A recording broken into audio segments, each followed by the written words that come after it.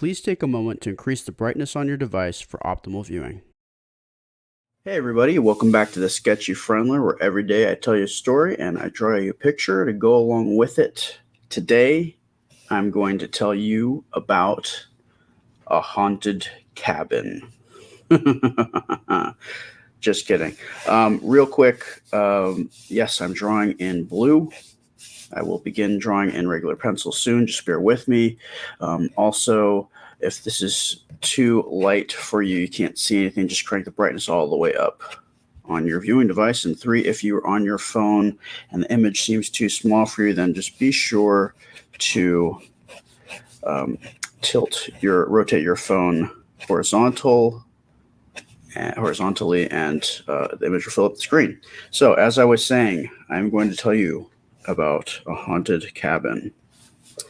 And this is a childhood story of mine, and it is about a cabin that was belonged to my dad's cousins, and they had it up in the Lake Tahoe area.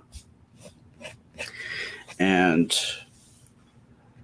the cabin itself, they built, I believe, or they bought it new. No one had previously lived in it. However, the land that it was built on has a lot of history. Now, apparently, from what I was told, it was originally long ago was near a creek, and so I guess Native American tribes lived in that area. Later on, on that property, there was a Pony Express station. So it was that for a while, and then after that, it had become a saloon. But that was like all way back long ago, and the area was now just a residential area, and there were just a number of cabins up and down that street. Now, from my understanding, this property had always, and let me just preface this. This is because we're leading up in Halloween this week. I'm telling some spooky stories. So if that kind of stuff upsets you, then maybe this is not for you, and you might want to just not listen. But if you're into that kind of stuff, then keep on listening. So, from what I've been told from my dad's cousins, there was a number of incidents that had happened on this property when they'd stay there, because they didn't live there normally. They would go there to ski during the ski season, or during the summer, and then they go backpacking. Use that as a staging area. But the incidents that they told me about was, one of the cousins was telling me that they were in bed. They hadn't gone to sleep yet, and they could hear people downstairs. And the TV on, I guess people were downstairs. They went to bed early, and at some point when they're in bed, they felt like they got pinned down to the bed, and then they felt the bed and watched them, they could see the bed started tilting upwards vertically and lifted up. And so they were like kind of standing up and down, but on the bed and just being held there. And eventually the bed went back down, and then they were able to get off the bed. That was one story that one of the cousins told me, if I'm remembering correctly.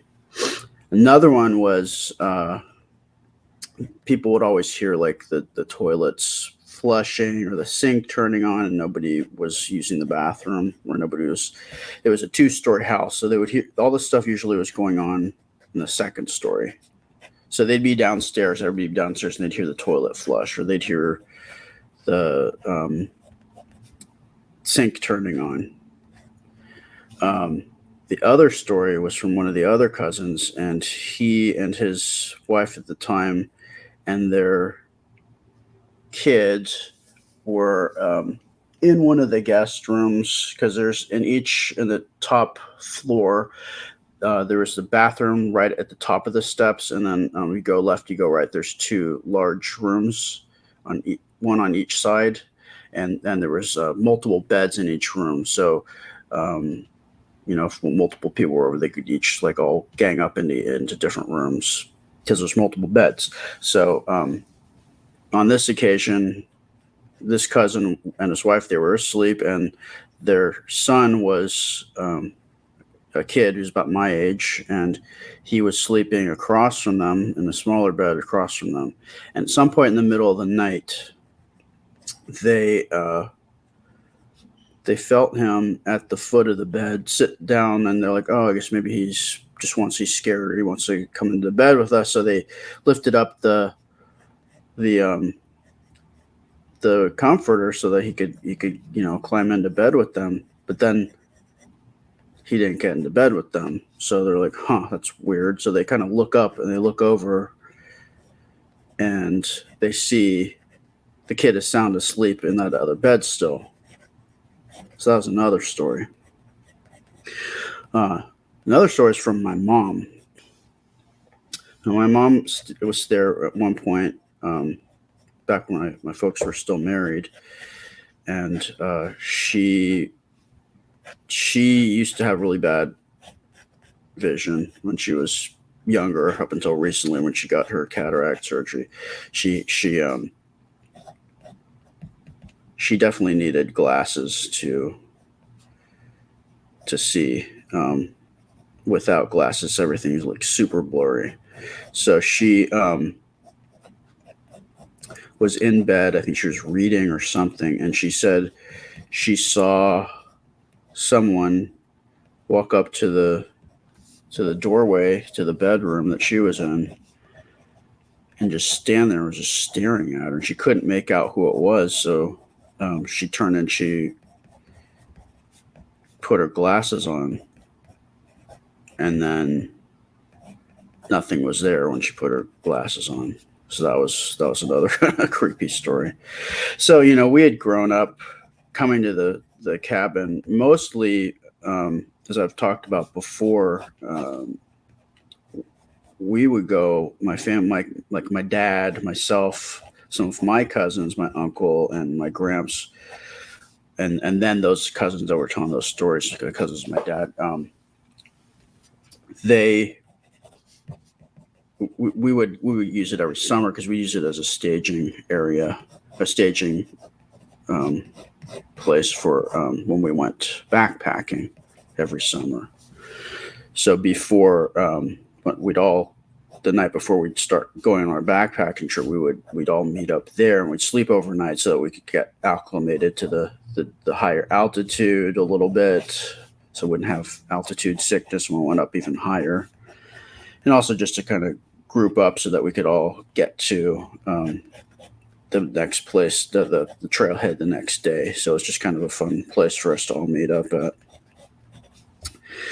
And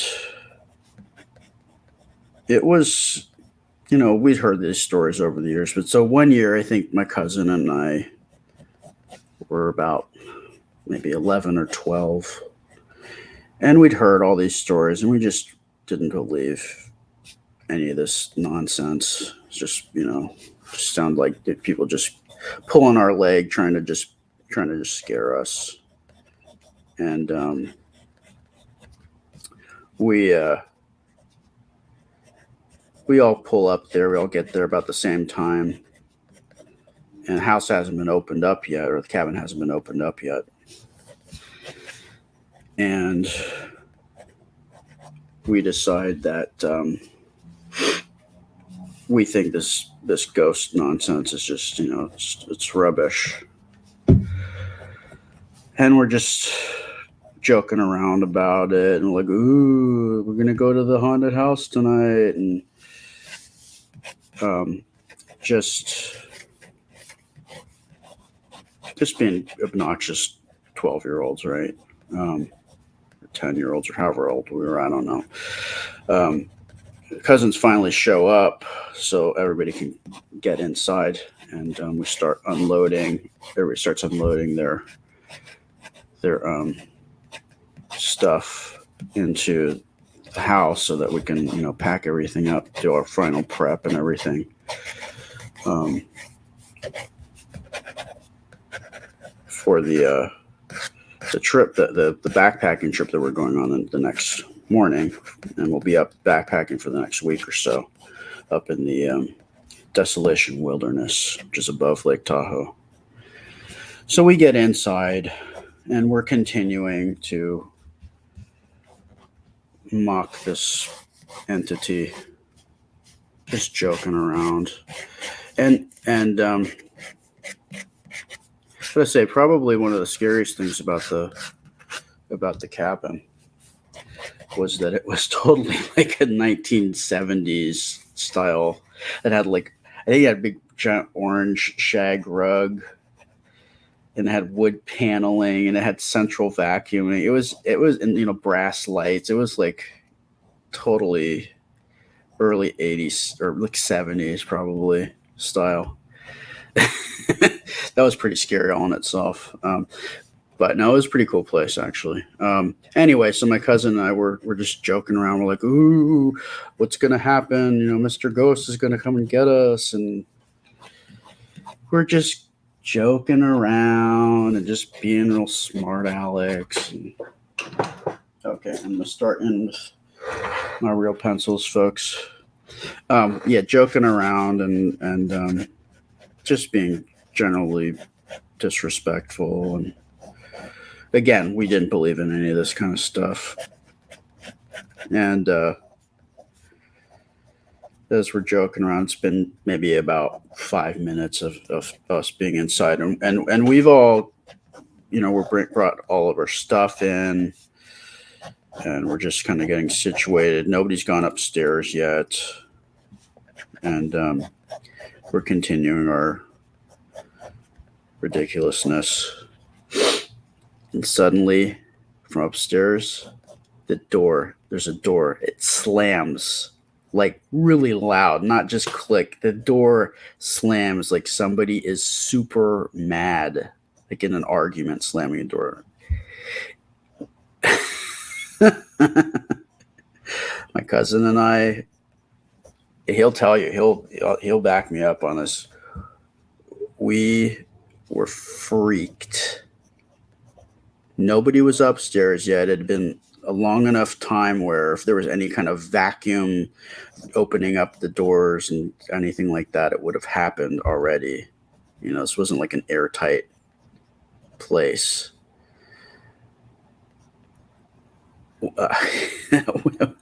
We were freaked. We were so scared. We were so scared when that happened.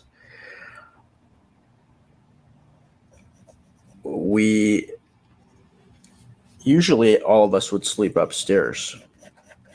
After that, even when we were like teenagers, anytime we went up there, we never slept upstairs because we knew from all the stories and from what we heard from that door slamming, if there was going to be any paranormal activity, it was all going to be happening upstairs. And we didn't want to. We knew if we had continued, if we went upstairs, the thing would probably want payback for general disrespect. It was scary. I mean, as a kid, when that happened, when you're joking around, when you're taunting something, and then coincidence or not, it seems like something responded.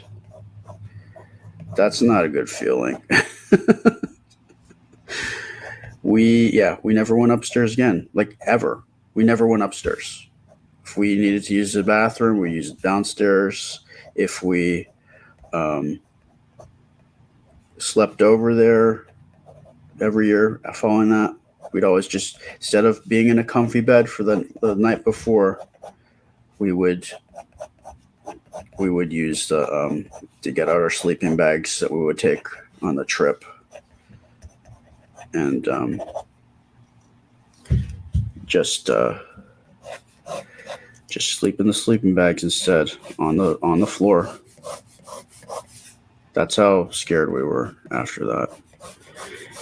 Whether or not that it was a spirit or not, I think it served us right, and it taught us about just general respect. Like you don't do that. You don't ask. Again, this is like just in general. Like, don't taunt people, living or non-living. It's not cool. So whether it was a coincidence or not, it was a good lesson, and it served us right because we deserved that, because we were being little punks. So I harbor no resentment or ill will towards anything. If that happened, we got our just desserts.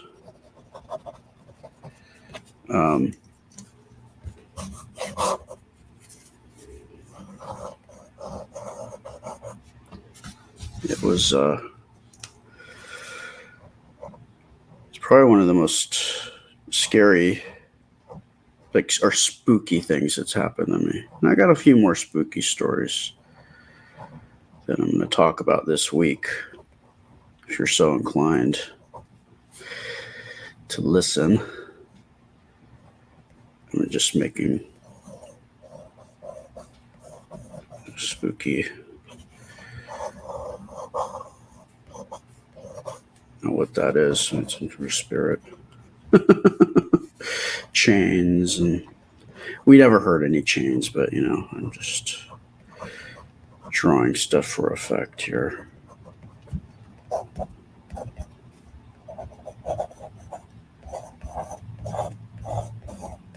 It was it definitely was one of those things that I'll always remember. And I know my cousin remembers it because I brought it up. I could probably even ask him about it today. Just ask him online. He'll tell you. He believes too. We didn't before, but we certainly became believers after that. My whole kind of philosophy about the paranormal is, especially like ghosts and stuff, it's like, I don't know if it's real, I don't know if it's not, and I don't want to find out either. I don't want to have that definitive answer, because if it isn't true, then that's kind of not, the world doesn't seem as magical or fun if it isn't true. And if it is true, that's kind of scary. It's kind of creepy, right? So yeah, that's why I don't want to know one way or the other. I'm open. I'm not closed off to it, but I certainly am not going to try to tempt or taunt it like I did back when I was 12 or 10 or however old I was. It was a good lesson for us, like I said. So I think that's pretty much going to do it. I do this Monday through Friday, and usually on Saturdays we do a poll where you guys pick your favorite drawing. However, this week I'm going to do something different just for the week. I'm going to pick a drawing that I've always wanted to color. So I'm picking this week. But on Sunday, you guys can watch me live on YouTube and Facebook, where I will get on live stream with my wife. I'm also on TikTok and Instagram. Anyway, thank you. I appreciate you, and I will see you guys soon.